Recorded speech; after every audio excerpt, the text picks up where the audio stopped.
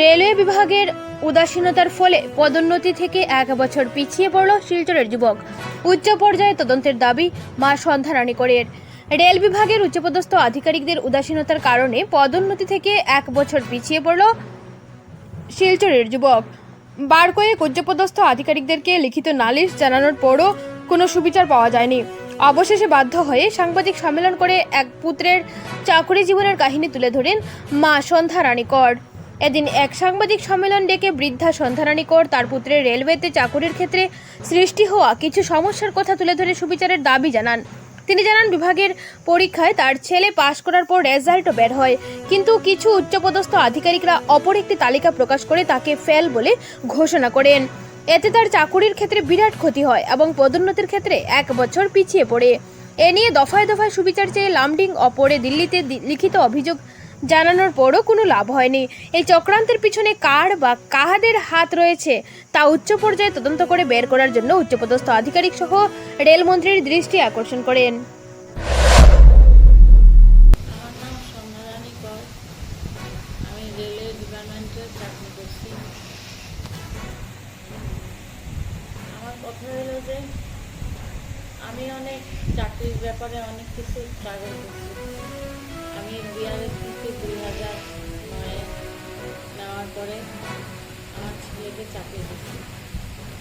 আমার জীবনে যত ঘটনা হয়েছে সব আমি মাইনা নিচ্ছি, কিন্তু আমার ছেলের সাথে যে পুনরায় এসব ঘটনা ঘটবে এটা তো আমি মানতে পারি না, অন্যায়ভাবে। আমার ছেলে পরীক্ষায় 1 বছর আগে ওদের পরীক্ষা নেওয়া হয়েছিল, সেটাতে ফার্স্ট লিস্টেও পাস করছে। পাস করার পরে রেজাল্টটা ফার্স্ট লিস্টে সবারই নামে পাস করা আছে। তারপরে সেকেন্ড লিস্টে দেখা যায় ওরে ফেল করায়, ওর সাথে আরও 4জন স্টাফকে ফেল করাচ্ছে। এটা তো মানা যায় না। যে পরীক্ষা নিচ্ছে সে তো ভালো মতোই পরীক্ষা নিয়ে সে নিজেই রেজাল্টটা দিচ্ছে, ঠিক না? তারপরে কি করে সেটা দ্বিতীয় লিস্টে ফেল করা হলো, এটা কি মানা যায়? ও সিএমডব্লিউ ডিপার্টমেন্টে চাকরি করে, রেলে। সিএমডব্লিউ ডিপার্টমেন্ট মানে carriage department, carriage department, train পাসিংয়ের যে ডিপার্টমেন্টটা, ক্যারেজ ডিপার্টমেন্ট, মেকানিক্যাল ডিপার্টমেন্ট। ওই জন্যে আমি সত্যিকারের বিচারটা চাই যে আমার ছেলের সাথে এরকম কেন হলো, কী গাফিলতি করলো। ফার্স্ট লিস্টে যদি সে পাস করে থাকে, দ্বিতীয় লিস্টে তো সেটা ফেল করানো যায় না। হ্যাঁ, তো কী করে হইল ফেল দেখানো কেন হইল, কী করে হইল? আমি বললাম, আপনি নিজেই এখন পরীক্ষা নিয়েছেন, পাস ফেল আপনার হাতে, এখন এটা কি করে হইল সেটা তো আপনি এখন বুঝেন। তাকে কেন ফেল দেখানো, এটা হইতেই পারে না। উনিও কিন্তু এটা নিয়ে অনেক ইস্যু করছে, লামডিংয়ে গিয়ে। তারপরে 1 বছর পরে আবার সেই এক্সামটা নেওয়া হলো।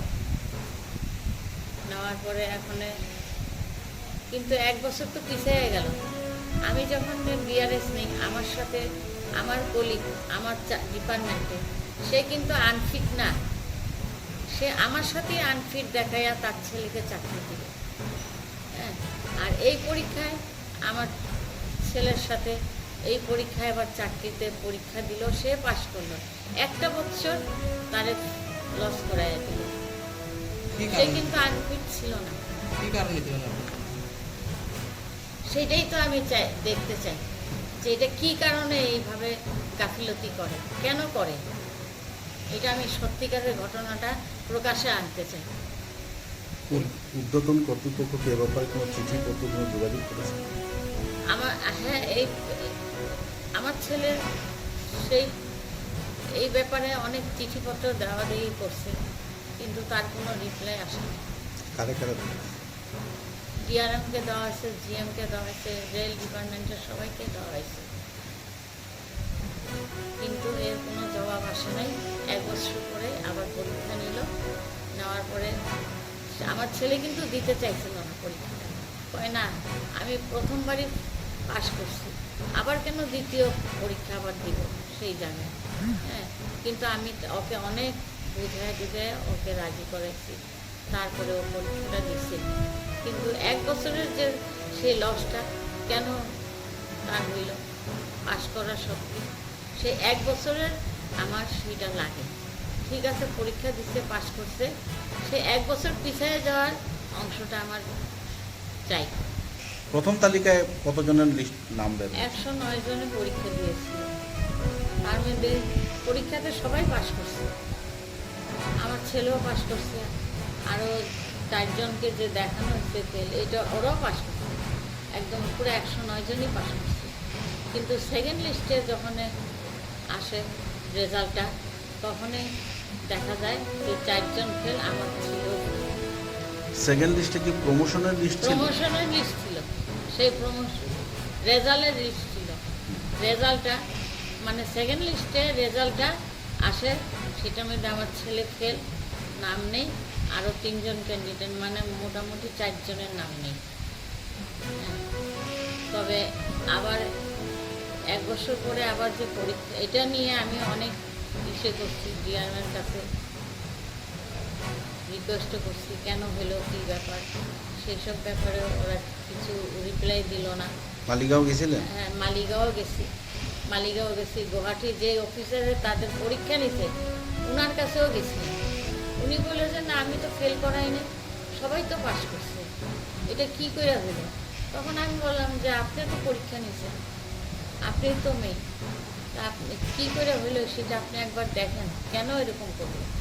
আমি যদি এই ব্যাপারে কোনো বিচার না পাই, সত্যিকারের বিচারটা না পাই, তবে নেক্সটে আবার রেলমন্ত্রীর কাছে আমি এই আবেদনপত্র দিব যে তাকে কি করে ফেল করাইয়া তাকে এত বড় লসটা করলো।